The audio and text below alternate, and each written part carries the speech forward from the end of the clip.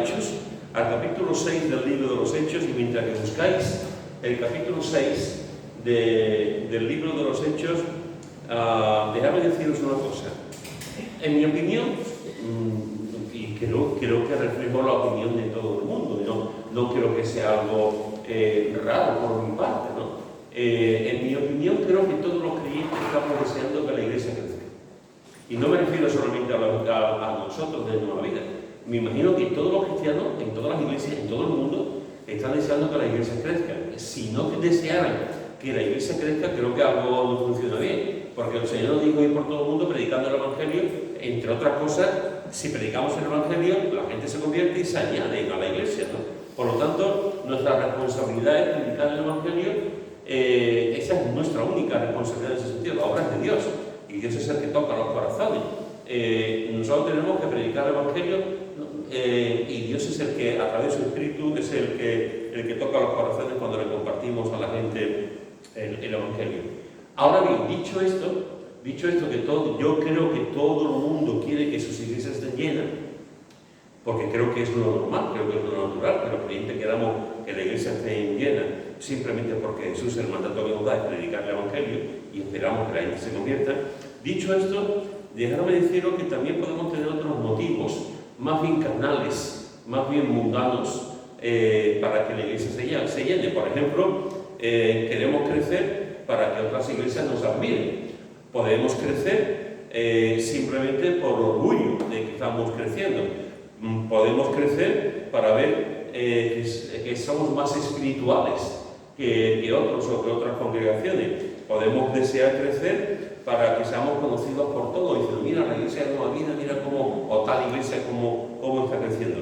Sin duda, estos motivos y muchos otros que ustedes podéis también pensar y decir, pueden estar ahí, motivos egoístas, motivos carnales, motivos mundanos, para que la iglesia se llene. Pero, dicho esto, vuelvo a decir que creo que la mayoría de los creyentes queremos que la iglesia se llene para la alabanza de Dios. La iglesia se llene para dar la gloria a Dios, y que la iglesia se llene porque se ha predicado el Evangelio y hay una respuesta de la gente a esa predicación del Evangelio. Ahora, una cosa que los que conocéis la Biblia lo sabéis muy bien, una cosa que está claro es que normalmente cuando una iglesia crece con todas sus bendiciones, porque siempre es una bendición crecer, también surgen problemas, también surgen dificultades, que a veces decimos, queremos que la iglesia crezca, pero se nos olvida que si queremos que la iglesia crezca, posiblemente pagaremos un precio, porque el diablo no se está quieto por ningún lado, y nosotros como seres humanos tampoco. Cuando tú vas a la Biblia, cuando tú vas a ciertos pasajes, tú te das cuenta que cuando la iglesia va creciendo, normalmente siempre hay algún tipo de problema. Eso le pasó a la iglesia primitiva. La iglesia primitiva empezó a crecer, y de pronto vino un matrimonio que mintió. Vino un matrimonio que mintió, Amán descaradamente, le mintió al apóstol Pedro. El apóstol Pedro le dijo a este matrimonio, Ananías y Zafira, no me has mentido a mí, estás mintiendo al Espíritu Santo. Y todo lo que conocí la Biblia sabéis cómo acabó aquello. Este matrimonio tanto él como ella fueron muertos. Y murieron por disciplina del Señor. Porque si la iglesia hubiese seguido creciendo, y esa mentira no hubiese sido castigada, la iglesia hubiese seguido creciendo con mentiras. Y uno hubiese dicho, pues yo también he hecho otro, siendo mentira. Y otro hubiese dicho, pues yo he vendido esto en tal cosa. Y el comienzo de la iglesia hubiese sido un comienzo basado en una mentira.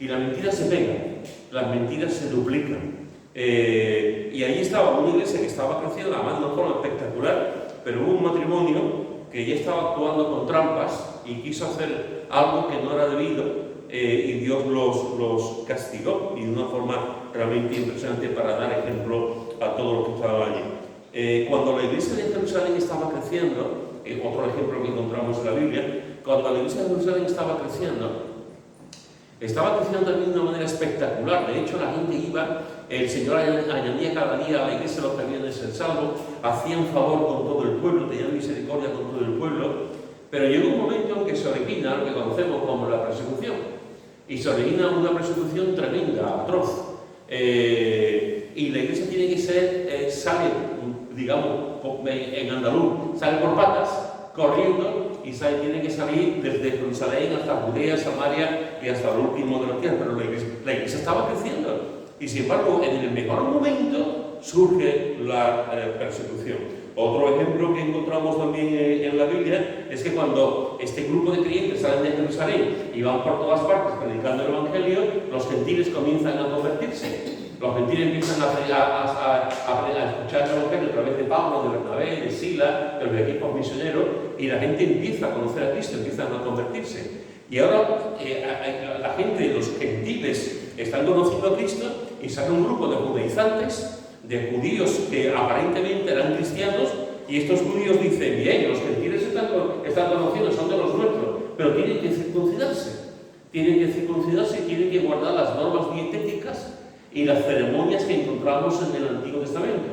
Y si eso hubiese ocurrido, pues resulta, hoy en día tú y yo posiblemente estaríamos, si somos hombres, circuncidados seguramente, estaríamos haciendo mucho énfasis en la Torá, en los primeros 5 libros de la Biblia, y en un sentido seríamos judíos, porque estaríamos guardando también las formas, las maneras y las fiestas del judaísmo. La iglesia estaba creciendo, los gentiles estaban creciendo, pero surgió este movimiento, y el apóstol Pablo tiene que llamar la atención. El apóstol Pablo va a Jerusalén, se reúne con los apóstoles, con los responsables de la iglesia, Pablo y Bernabé, y dan una solución para esto.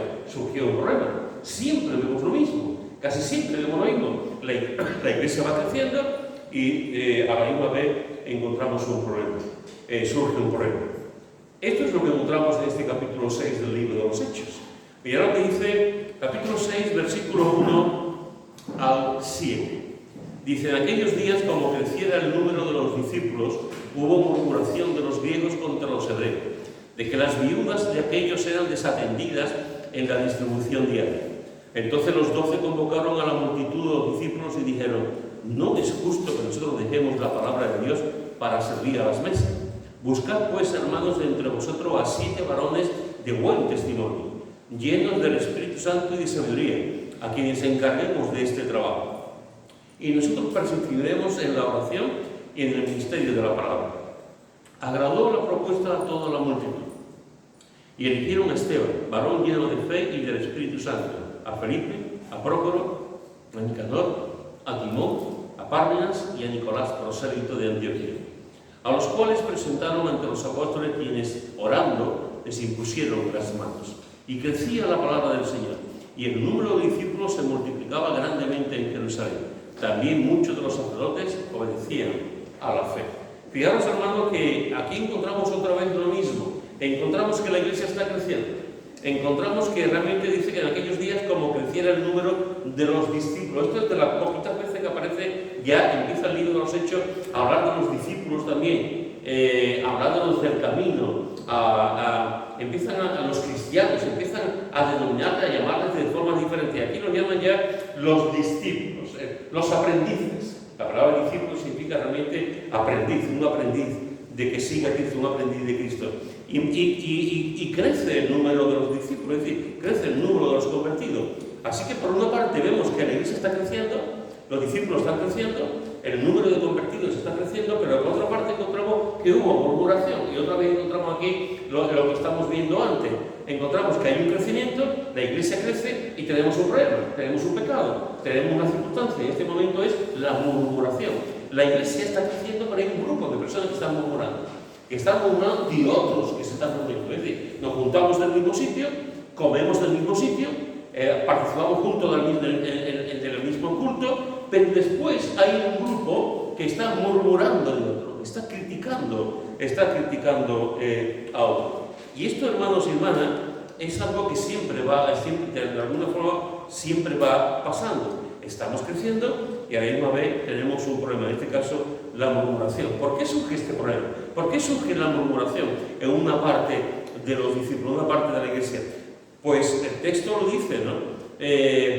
Hubo murmuración de los griegos contra los hebreos, de que las viudas de aquellos eran desatendidas en la distribución diaria. Es decir, aquí encontramos dos grupos. Encontramos un grupo de judíos helenistas o judíos griegos, y un grupo de judíos hebreos. nacidos en Israel, en Palestina, con costumbres hebreas, hablando arameo, etc. Y los griegos, los judíos griegos, no habían nacido en Israel, habían nacido en otras partes del mundo gentil. El idioma que tenían era el idioma griego.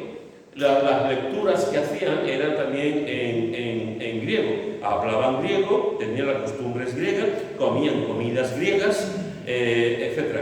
Y conocen al Señor, conocen a Cristo y se juntan en la iglesia. Y después las mujeres judías, los hombres judíos, las familias judías que habían nacido allí en Israel, pues los griegos se quejaban de que las viudas judías que habían nacido en Israel eran mejor atendidas que las viudas griegas, diciendo, nosotros estamos aquí, hemos nacido en la diáspora, somos judíos, pero no somos judíos como vosotros, conocemos el griego, hablamos griego, tenemos otra costumbre, pero somos iguales que vosotros.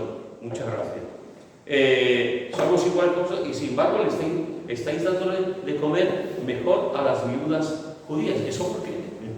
Eso porque se origina una murmuración. Empiezan a criticar, mira, a esta gente le ponen más agua, le ponen más chorizo a los potales, le ponen, bueno, chorizo no creo que pusieran, le ponen más esto, y se estaban quejando de la comida que estaban teniendo simplemente porque unas eran de procedencia griega y otras de procedencia hebrea. Y así surge la murmuración.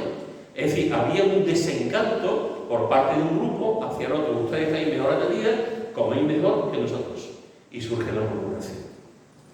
Dice en Filipenses, en el capítulo 2, en el versículo 14, dice, haced todo sin murmuración ni contiendas.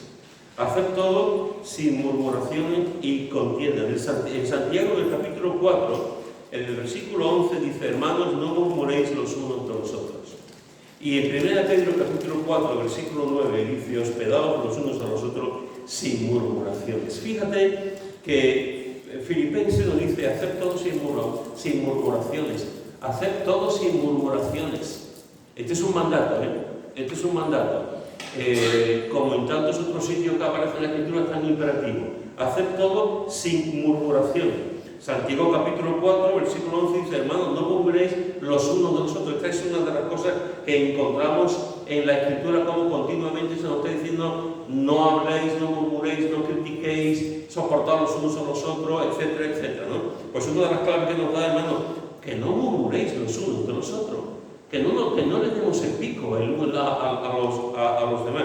Y en 1 Pedro capítulo 4 nos dice, hospedaos. Está muy bien que nos hospedemos, está muy bien que nos ayudemos mutuamente, está muy bien, pero sin murmurar. Si tú vas a meter a alguien en tu casa, lo vas a hospedar y después te vas a poner a hablar mal de él a otro, no. Entonces fijaros que estos son solamente 3 ejemplos de lo que puede pasar cuando murmuramos en casa, cuando murmuramos en la iglesia, cuando murmuramos en el trabajo, etc.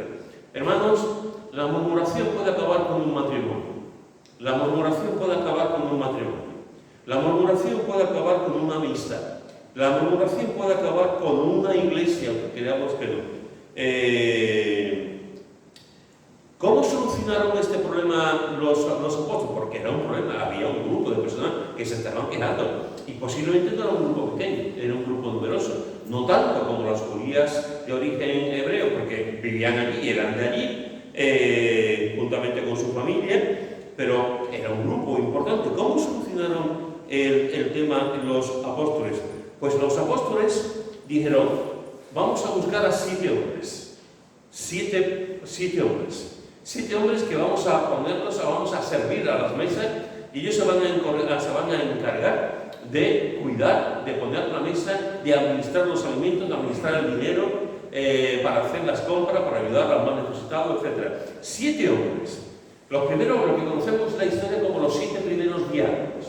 Los 7 primeros diáconos, los primeros 7 servidores, que literalmente es lo que significa la palabra diácono, para servir a las mesas. Y es interesante porque los nombres de los que hemos leído que se eligieron, todos son de origen griego. Todos son de origen, es decir, la comunidad allí, los creyentes allí, en Jerusalén, lo que hicieron fue, tenemos un problema, vamos a poner personas de este grupo que se está quejando. Fijaros cómo lo hicieron, con qué sabiduría. vamos a poner personas de este grupo que se está quitando para servir a las mesas. A mí me parece que realmente fue muy inteligente y fue del Espíritu Santo el que hicieran eso, ¿no? Y eligen a 7 personas, entre ellas a Esteban, el primero que se nombra, Esteban. Y hay una serie de requisitos para estos 7 diáconos, estos 7 servidores. El primer requisito lo encontramos en el versículo 3. Dice: buscad pues, hermanos, de entre vosotros a 7 varones de buen testimonio. Y me paro. Buscad pues de entre vosotros a 7 varones de buen testimonio. Los apóstoles podían haber dicho: buscad a los que creáis oportuno, buscad a los que tengan tal cosa, buscad a los más influyentes. No, la responsabilidad no la ponen los apóstoles. Los apóstoles lo que dicen es: buscad entre vosotros. Buscad entre vosotros a la gente realmente que creáis lo más oportuno, los mejores, para servir a la mesa, para trabajar con la gente y servir a la mesa. Los apóstoles no lo van a hacer. Ellos dan la idea. Y la idea es que la gente, entre ellos, busquen a personas.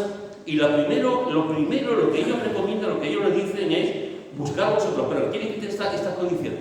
Y la primera condición que es: varones de buen testimonio. Y tú dices: varones de buen testimonio para servir a la mesa. Varones de buen testimonio para ir al mercado y comprar melocotones y plátano, y varones de buen testimonio para limpiar, fregar, limpiar el suelo, varones de buen testimonio para eso. Pero eso no lo puede hacer por cualquiera. Pues los apóstoles dijeron: para hacer eso, para ser servidores, para servir a la mesa, para ayudar a las viudas, tenían que ser personas de buen testimonio. Y a mí me impresiona, yo no sé a ti, pero a mí me impresiona que para eso tenga que ser, no dice que sean los predicadores que tengan un buen testimonio, los conferenciantes que tengan un buen testimonio, ¿sí? Para servir a las mesas, para servir a la mesa, que tengan un buen testimonio. Alguien definió el buen testimonio de la siguiente forma, y es una definición interesante.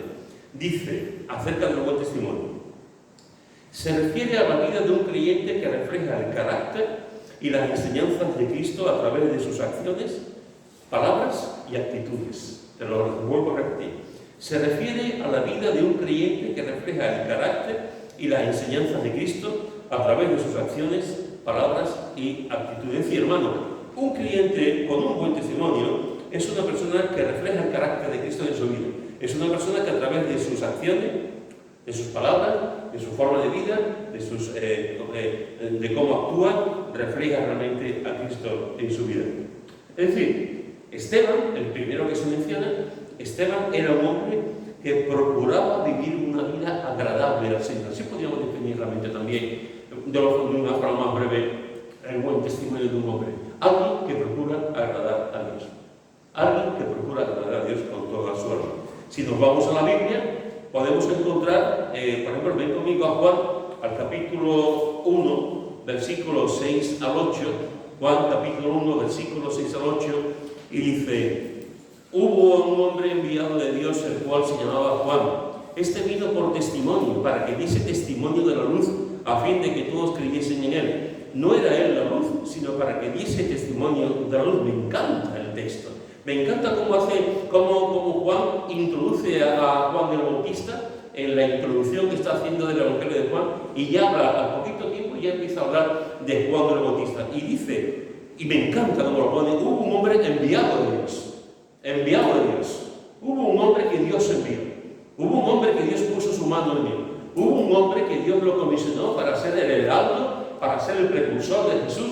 Hubo un hombre en el plan de Dios, en la providencia de Dios, en la soberanía de Dios. Hubo un hombre, me encanta, hubo un hombre que Dios ya puso ahí para ir delante de Jesús anunciando que iba a venir el Mesías, que iba a venir el Redentor, que iba a venir el Salvador. Y fijaros que dice que vino, Juan el Bautista vino, y vino por testimonio, para dar testimonio de la luz, es decir, para dar testimonio de Cristo a todos los que creyesen en él. Y él mismo, dice, él mismo no era la luz. Juan el Bautista no era la luz, para que diese testimonio de la luz. Si tú lees la vida de Juan el Bautista, que es una vida corta, tuvo muy pocos meses realmente haciendo su ministerio. Es una vida corta, pero muy grande. El efecto de la predicación de la vida de Juan el Bautista es un efecto que dura hasta el día de hoy. El precursor de Jesús dura hasta el día de hoy. Una de las características de Juan el Bautista es que no hizo ni un solo milagro. Ni un solo milagro. Al contrario que otras cosas, otros lugares que vemos de apóstoles, profetas que hicieron milagros, Juan el Bautista no. Y sin embargo Jesús dijo de él: no ha habido profeta mayor que él.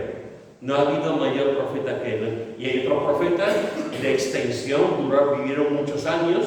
Juan el Bautista, su ministerio fueron 6 o 7 meses, no fue más. Y sin embargo, fijaros que vino para dar testimonio. Y si tú ves la vida de Juan el Bautista, una de las cosas que tú podrás observar que fue un hombre con un buen testimonio. Con un buen testimonio. Un testimonio de integridad, un testimonio de santidad, un testimonio de valentía porque denunció el pecado de Herodes, un testimonio realmente de lo que el Señor estaba haciendo, lo que iba a hacer el Señor. Así que encontramos que una de las cosas que vemos en la Biblia es que Juan el Bautista no solamente tenía un buen testimonio, sino que vino a predicar y a anunciar el testimonio maravilloso de Jesús que iba a venir al mundo a salvar al mundo de sus pecados. Si nos vamos otra vez al libro de los Hechos, al capítulo 16 del libro de los Hechos, leemos, capítulo 16 del libro de los Hechos, leemos los siguientes versículos 1 y 2. Hechos 16, 1 y 2. Después llegó a Derbe y a Listra, y aquí había allí cierto discípulo llamado Timoteo, hijo de una mujer judía creyente, pero de padre griego, y daban buen testimonio de él los hermanos que estaban en Listra y en Iconio. Y aquí aparece por primera vez un hombre que va a marcar una época. Aquí aparece por primera vez un hombre que el apóstol Pablo lo va a coger desde este momento y va a hacer de Timoteo un gran hombre de Dios. Aquí encontramos que Pablo llega a Derbe y a Listra, se junta con los creyentes allí, y los creyentes dice que había allí un cierto discípulo llamado Timoteo. Aquí es joven Timoteo. Aquí Timoteo no era una persona adulta, es un hombre joven. Y sabemos algo de su familia. Su madre, una judía creyente, y su padre griego, de padre griego. Y es interesante porque las dos congregaciones, tanto en Derbe como en Listra, en los dos lugares, dice que daban buen testimonio de él. Si Juan el Bautista daba testimonio de Jesús y vivía una vida también de testimonio, aquí está diciendo, hermano, dos congregaciones, dos pueblos, dos situaciones, dos lugares diferentes. Es verdad que estaban a poca distancia, pero eran dos sitios diferentes. Y en los dos lugares Timoteo se reunía. Timoteo iba. ¿Qué hacía Timoteo en las reuniones? No sabemos si predicaba, no sabemos si enseñaba, era muy joven. No sabemos si estaba en la música o simplemente se reunía. No sabemos lo que estaba haciendo. Pero todo el mundo daba testimonio de Timoteo, tanto en las dos iglesias. Daba buen testimonio de él. ¿Y esto qué es lo que provoca en el apóstol Pablo? Pues lo que provoca en el apóstol Pablo es que quiso Pablo que este fuese con él. Quiso Pablo que este fuese con él a la obra misionera. Yo supongo que Pablo hablaría con la madre, porque el padre creo que por los datos que tenemos no era creyente, la abuela sí, la madre sí, y seguramente, pues, me imagino que Pablo hablaría con los líderes de la iglesia, me imagino que Pablo hablaría con su madre y le diría, estoy viendo algo con este muchacho, y me gustaría llevarlo a las misiones. Y este muchacho, Timoteo, se fue a las misiones, pero lo que cautivó a Pablo para llevarlo es que dos iglesias daban buen testimonio de él, hermano. Dos iglesias, no sabemos el número de creyentes que había en cada iglesia, pero las dos iglesias decían, este es un buen chaval, este es un buen hombre, este es un hijo de Dios, este es un discípulo de Cristo. Daban testimonio de él. Si vas conmigo a tercera carta de Juan, en el versículo 12, tercera de Juan, versículo 12, leemos otro buen testimonio. Tercera de Juan, versículo 12, dice así.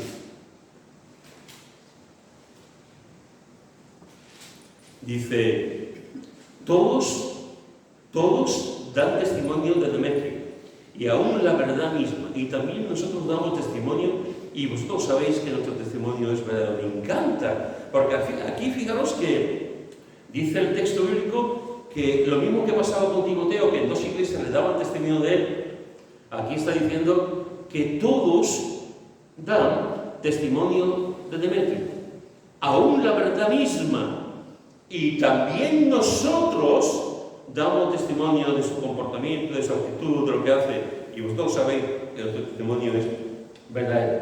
¿Qué hacía Demetrio? Pues no lo sabemos. Lo que sí sabemos que este discípulo de Cristo, este hombre de Cristo, este hombre que todavía no tenía una relación con el Señor, era un hombre que tenía un buen testimonio delante de la gente, y lo reconoce, lo dice.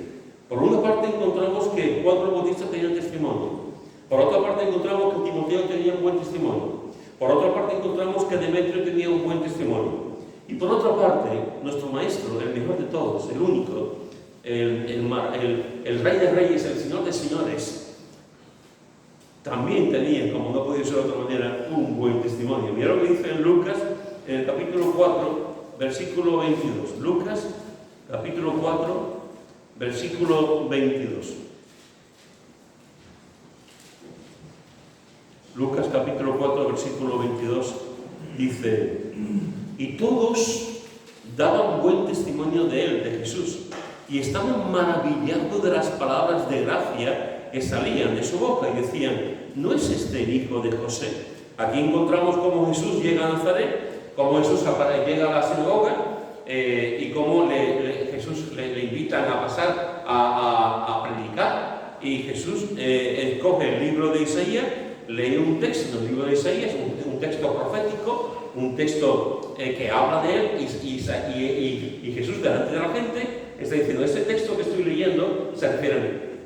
Este texto que estoy leyendo se refiere a mí. Y claro, la gente se queda sorprendida. La gente conoce a Jesús, la gente lo ha visto de chiquitito en Nazaret, saben quién es este hombre, saben quién es Jesús, y comienza a hablar, y todos daban buen testimonio de él.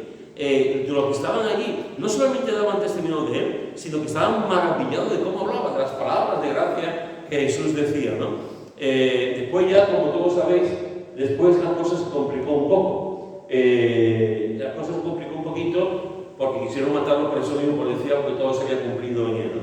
Por lo tanto, fijaros, hermano, que este Jesús, la gente también daba buen testimonio de él. Bernabé era un hombre con buen testimonio. Juan el Bautista era un hombre con buen testimonio. Timoteo era un joven con buen testimonio. Demetrio tenía un buen testimonio. Y Jesús tenía el mejor testimonio de todos. Y fíjate lo que dice en Proverbios capítulo 22, versículo 1. Proverbios capítulo 22, versículo 1.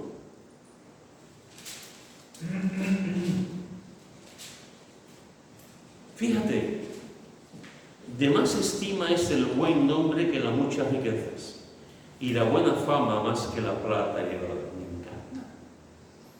De más estima es el buen nombre que las muchas riquezas, y la buena fama más que la plata y el oro. Y la buena fama más que la plata y el oro. De buen nombre, fíjate. Aquí está diciendo que es más importante el testimonio que lo que tengamos. De más estima es el buen nombre, el testimonio, lo que tú vives, y la buena fama, más que otras cosas que tú puedas tener. El buen nombre, lo que nos va realmente a retratar delante de la gente, lo que la gente va a ver en nuestra vida, es el buen nombre que tengamos, es decir, el buen testimonio, la buena fama que podamos tener delante de los demás. José tenía un buen nombre. José dio un testimonio realmente impresionante cuando fue la mujer de Potifar por él y le dijo: no, yo no quiero saber nada contigo, tú eres la mujer de mi dueño, y además no quiero pecar contra Dios, no voy a caer en la tentación contigo. José tenía un buen nombre, entonces enarboló su testimonio delante de ella y delante de la gente, tuvo un buen nombre, y ha pasado la historia como un hombre con un buen testimonio delante de sus hermanos, delante de Faraón, delante de la sociedad de Egipto y delante de esta mujer que quiso tener relaciones con él. José tenía un buen nombre. Ruth tenía un buen nombre.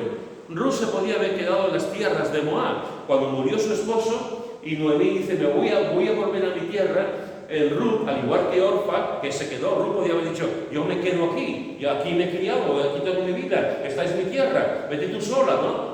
Y le hubiese dado un besito, como Orfa, y se hubiese ido Noemí. Pero Ruth dijo, no, yo voy contigo, tu Dios será mi Dios, tu pueblo será mi pueblo, tu tierra será mi tierra. Y se fue con ella, caminó un montón de kilómetros hasta llegar allí y pagó un precio de hambre, de no tener nada, de pasar dificultades por estar con su suegra. Y tuvo un buen testimonio, hasta el punto que tuvo un testimonio y un buen nombre, que Boz, que era un familiar suyo, Boz le dijo, cásate conmigo, cásate conmigo. Y Boz la redimió en ese sentido. Se casó con ella para que no estuviese sola. ¿Por qué? Porque tenía un buen nombre, porque vio su testimonio, cómo cuidaba a su suegra y cómo tomó la decisión de aceptar al Dios de su esposa, de su esposo que murió y al de su suegra. Tomó la decisión de creer y tuvo un buen nombre. Mira lo que dice en Eclesiastés, capítulo 7, versículo 1. Eclesiastés, capítulo 7, versículo 1 dice, mejor es la buena fama que el buen ungüento. Mejor es la buena fama que el buen ungüento. Mejor es la buena fama que el buen ungüento.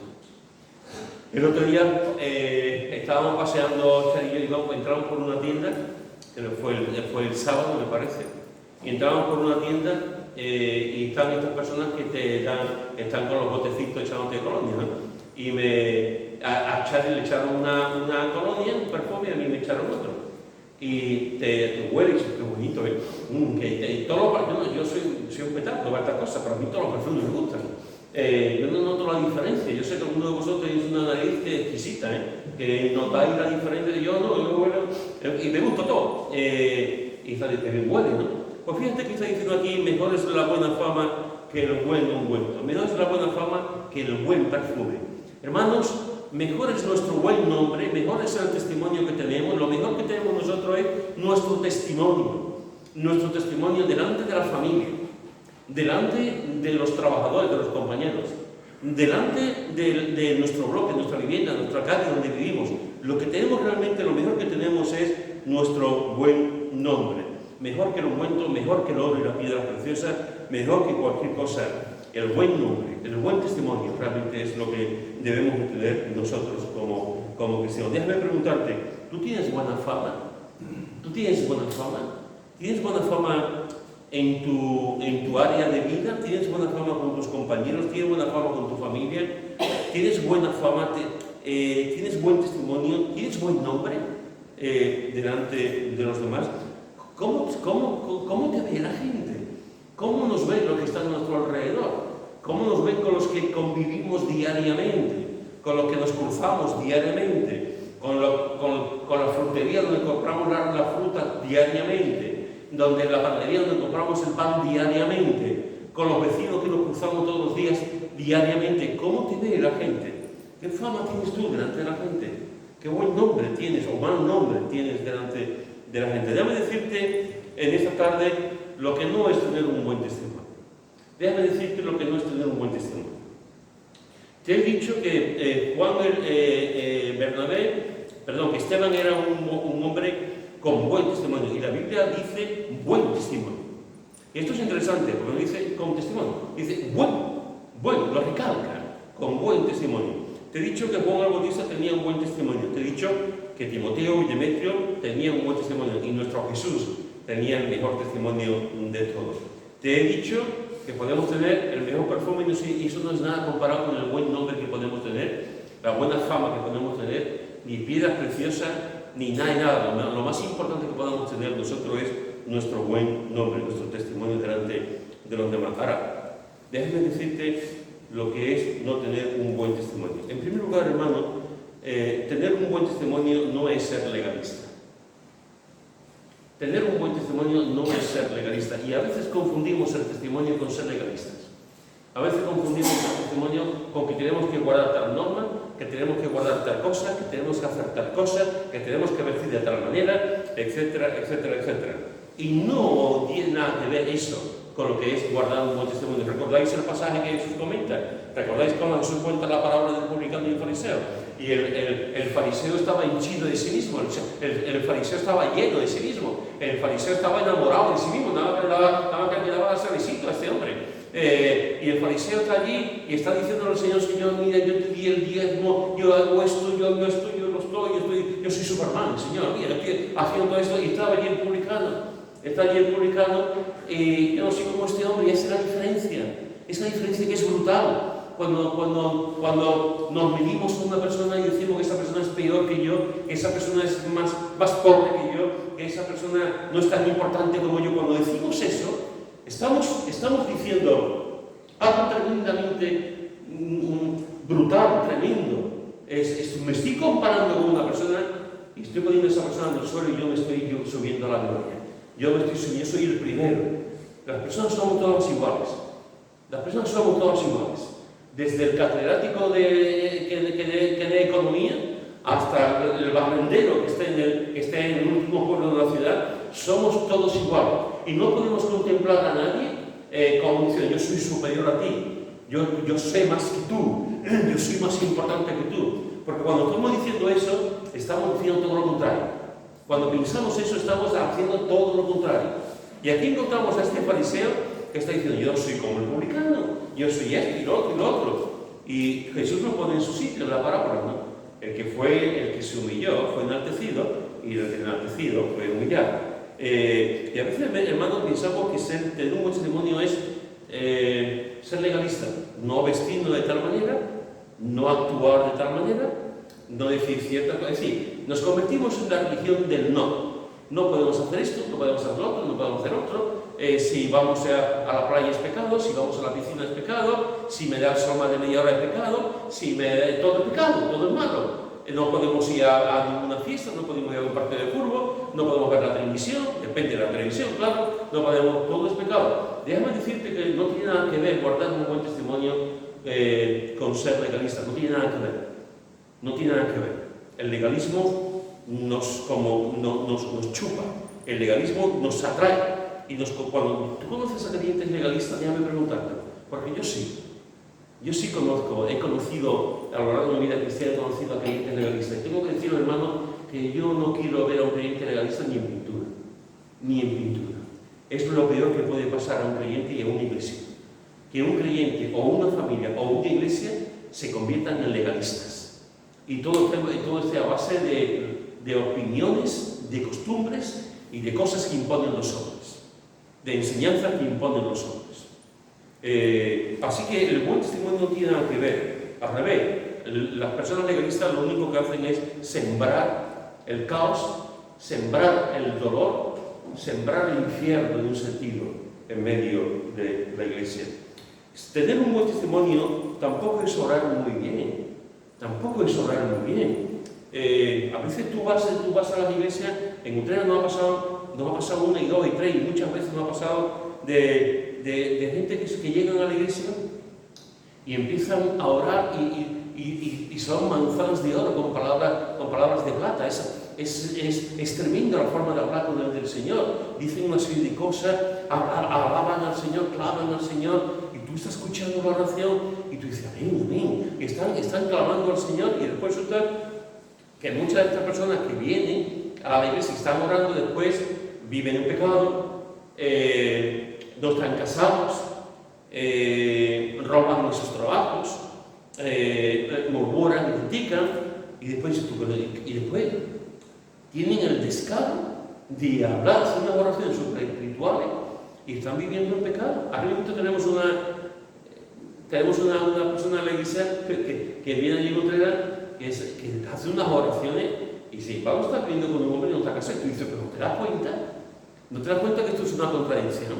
Pero nos ponemos una venda, no vemos, y no lo hacemos queriendo, no vemos. Tenemos una contradicción y pensamos que lo que tú tienes que estar es en paz con Dios, y lo que tienes que vivir es como el Señor nos dice en su palabra. Y sin embargo parece: Señor, y tal, manifiéstate, y tal. Y tú dices, después te escuchas su vida y dices: pero estás engañado, no te das cuenta de la situación en la que estás viviendo. No tiene nada que ver, ¿eh? A veces vemos a gente llena de piedad, personas que hacen unas oraciones y después son unos desgraciados, y personas que hacen daño en su familia, y personas que tratan mal a su esposo, a su esposa o a sus hijos. Y sin embargo, parece que son el colmo de la espiritualidad. Tener un buen testimonio no es ser legalistas. Tener un buen testimonio no es orar muy bien, mucho tiempo. Tener un buen testimonio no es conocer bien la Biblia, déjame decirte. Tener un buen testimonio significa conocer bien la Biblia. Hermanos, hay una diferencia abismal entre conocer la Biblia y vivir la Biblia. La diferencia es enorme. Y hay gente que se queda en la primera parte, conocer la Biblia. Y efectivamente, conocer la Biblia. ¿Cuántos libros hay en la Biblia? 66. ¿Cuál es el libro más grande, más extenso del Antiguo Testamento? El Salmo, los Salmos, 150 Salmos.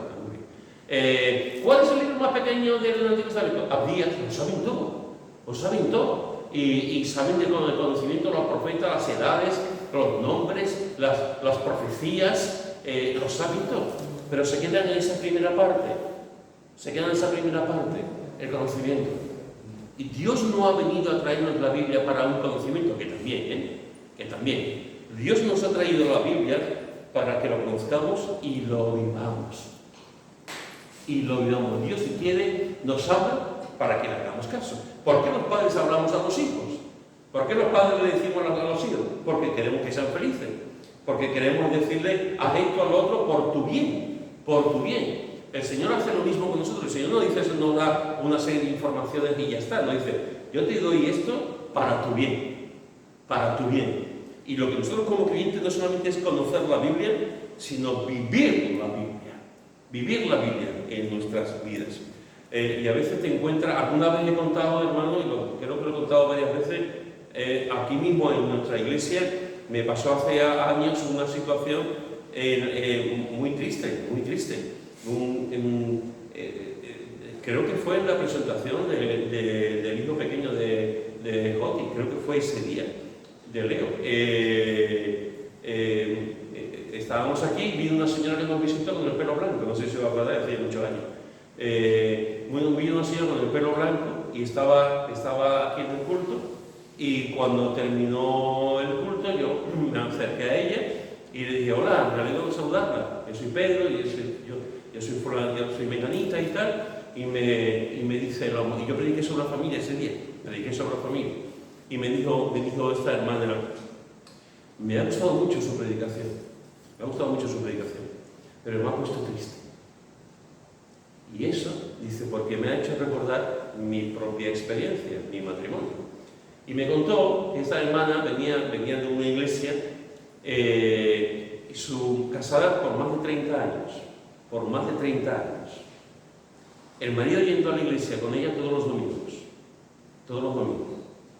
Y el marido le pegaba palizas. No una paliza en 30 años, sino le pegaba palizas muchas veces. Las hijas ya tenían hijos mayores, las hijas le decían, mamá, deja a papá. No, usted no deja a papá. Y esta mujer pues no fue capaz de dejar al marido. Iban todos los domingos a la iglesia. Y el marido en la iglesia se ponía a cantar. El marido en la iglesia era la sonrisa profitén y corbata a la misma vez. Era un hombre manso, bueno, alegre, con todo el mundo se llevaba bien, es social, y sin embargo después a su esposa, durante la semana, le pegaba. Y tú me dices a mí.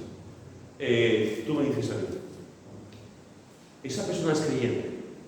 Y yo te digo a ti, no. Y 1000 veces no. Esa persona podrá ser religiosa, podrá ser evangélica, podrá ser todo lo que sea, pero cristiano no es. Un cristiano jamás le pondrá la mano a su esposa. Jamás. Un cristiano con buen testimonio, jamás le pondrá la mano o ella al esposo. Jamás. Ni va a coger a su hijo y lo va a tirar al suelo, lo va a empotrar contra la pared. Jamás. Hay tipos de disciplina. Pero no eso. Un cristiano con buen nombre, un cristiano con buen testimonio no va a hacer eso. ¿Qué le pasaba a este hombre? Y yo recuerdo que yo le pregunté, pero nadie se daba cuenta. El pastor no se daba cuenta. Los líderes de la iglesia no se daban cuenta. No te veían a ti con moratones, nadie se daba cuenta. Pues nadie se dio cuenta. Quiero creer se daba cuenta. Porque si se daban cuenta y no hicieron nada, es peor todavía. Pero quiero creer que no se daban cuenta. A los 30 años más o menos de casada, esta mujer, haciendo caso a sus hijas, le dijo, aquí te quedas, y se divorció. Y se divorció. Y aquel día, cuando estaba predicando sobre la familia, pues le recordó un poco todo lo que estaba viviendo esa situación. Este hombre conocía la Biblia, evidentemente. Conocía la Biblia, pero no era cristiano. No vivía la Biblia. No vivía la Biblia. Tener un buen testimonio no es ser legalista. Tener un buen testimonio no es orar fluidamente y espiritualmente. Tener un buen testimonio no es conocer bien la Biblia.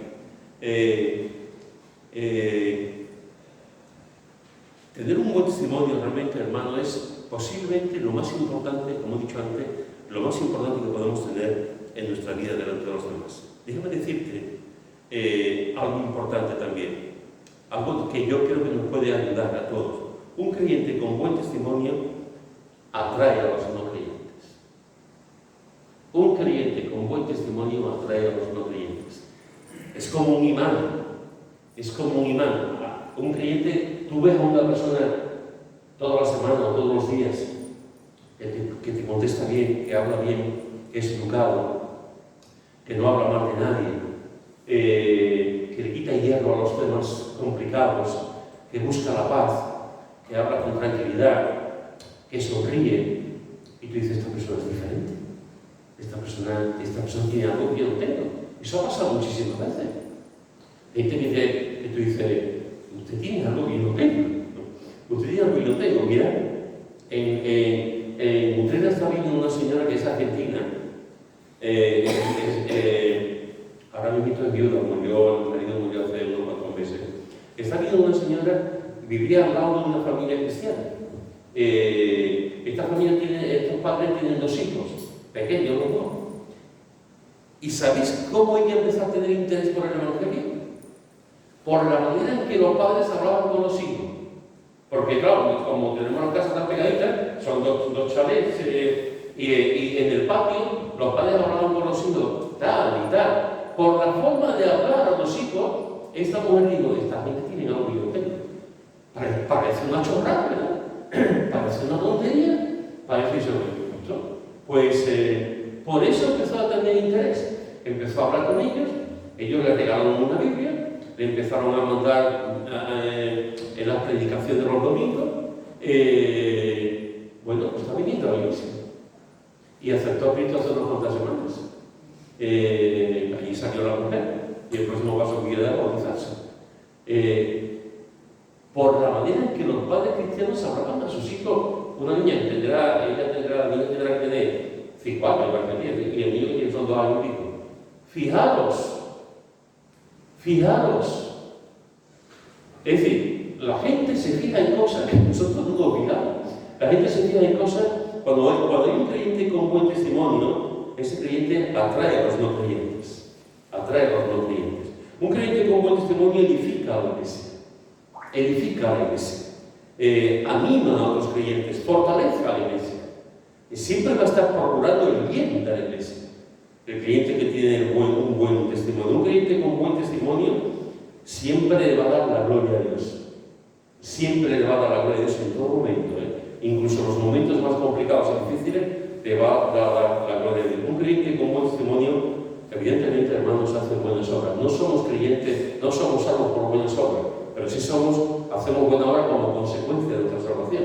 Hemos creído en Cristo y Dios nos ha preparado buenas obras de antemano, como dice Pablo en Efesios. Y la epístola a Tito, que solamente tiene 3 capítulos, habla muchísimo de hacer buenas obras. Es importante que hagamos buenas obras. Los creyentes con buen testimonio no son los creyentes que se van a quedar parados sin hacer nada. No. Los creyentes con buen testimonio son los que van a cambiar el mundo. Son los que van a procurar ayudar a la gente, ayudar a los necesitados, buscar el bien, hacer justicia. Los creyentes con buen testimonio son los que van a estar siempre procurando el bien para los demás. Te lo vuelvo a preguntar, ¿tienes un buen testimonio? ¿Tienes un buen nombre? ¿Te conoce la gente realmente por tu buen testimonio? Yo he conocido a gente, hermano, y seguramente tú también, creyentes que han ido a la iglesia, que tú los miras y dices, Yo quiero ser como esta persona. Yo quiero ser como esta persona. Yo quiero la espiritualidad de esta persona. Yo quiero el amor que tiene esta persona. Yo quiero esta persona como cuida, como ama a su cónyuge. Yo quiero ser esta persona como ora, como habla. Y otras veces tú, en la misma iglesia, ves a otro y tú dices, yo no quiero ser como ese. Yo no quiero ser como ese. Yo no quiero esa persona seria, mal hablada, mal educada, que siempre está criticando, que siempre está agradeciendo a los demás, que le habla mal a sus hijos. Yo no quiero ser como esa persona. Yo quiero ser como esa. Es muy importante. Cuando tú tienes enfrente un testimonio de una persona que tiene un buen testimonio y una persona que tiene un mal testimonio, tú lo notas enseguida. Basta con que tengas un poquito de la obra de peso de tu vida, tú te das cuenta y dices, este hombre tiene un buen testimonio. Y este que también va a la iglesia, no lo tiene. No lo tiene. Por mucho que hable, por mucho que diga, por mucho que haga.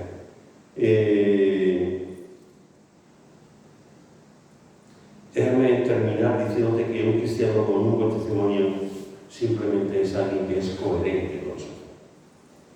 Antes te he dicho una persona que agrada a Dios. Y ahora te digo, un hombre con una mujer con un buen testimonio es una persona que agrada a Dios y que es coherente con su fe. Un médico,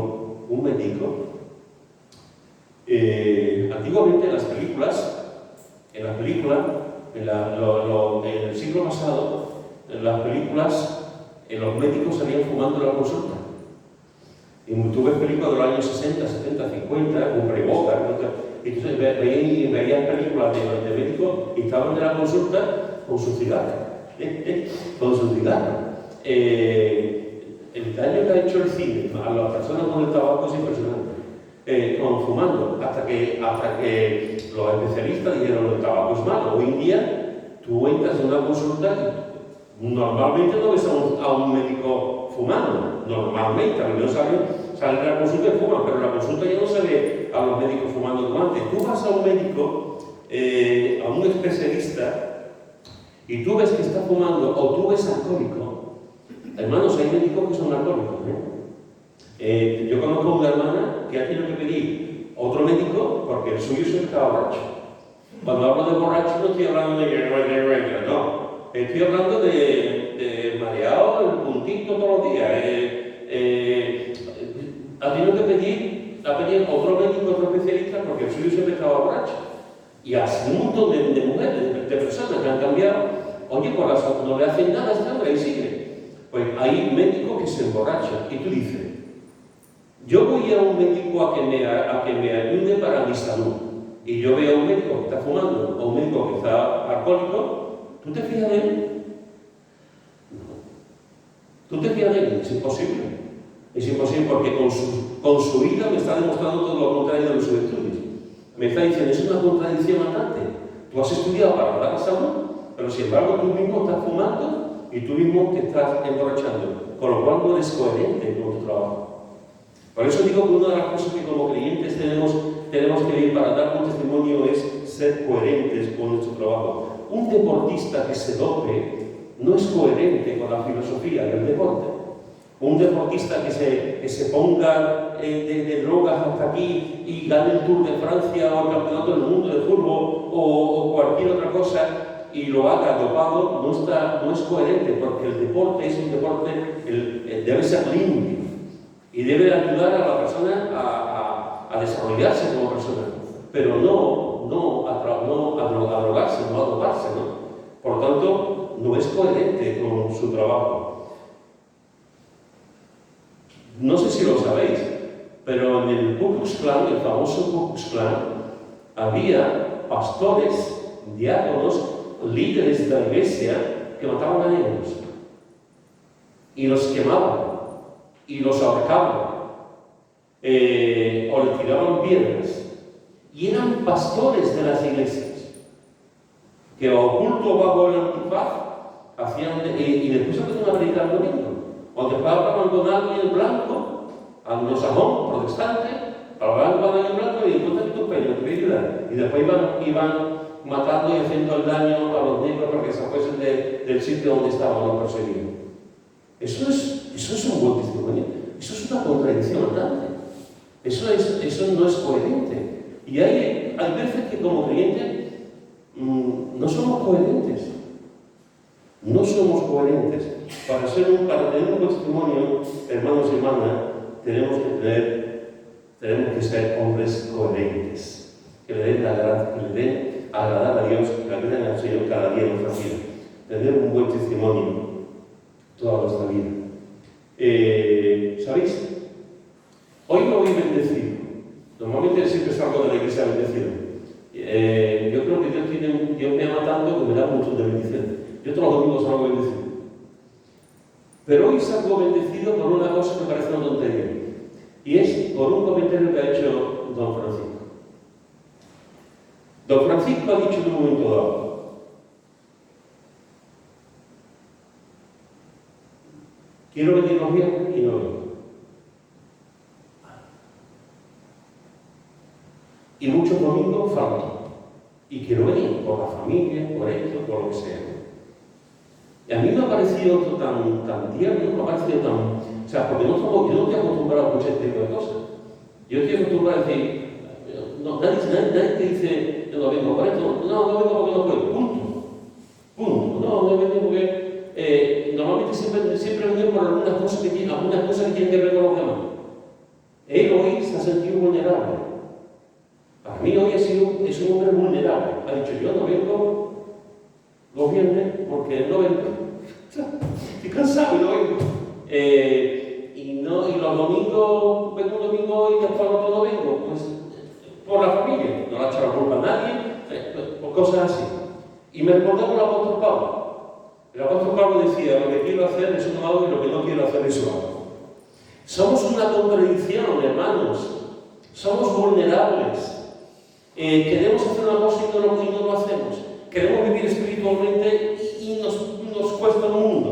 Queremos hacer el bien y hacemos el mal.